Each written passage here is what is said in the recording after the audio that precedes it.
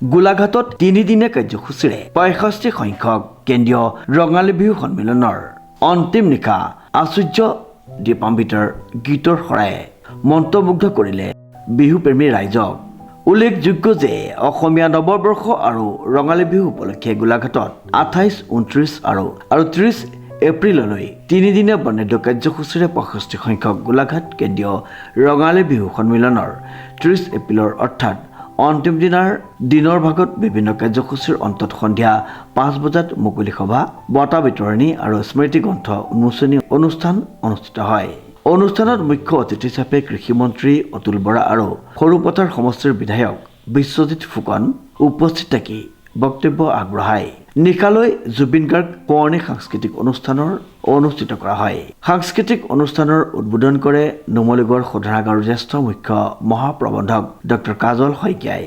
উক্ত অনুষ্ঠানত অসমৰ জনপ্ৰিয় কণ্ঠশিল্পী আশ্চৰ্য বৰপাত্ৰ গোহাঁই আৰু দীপান্বিতা ডেকাই গীত পৰিৱেশন কৰি ৰাইজক আপ্লুত কৰে।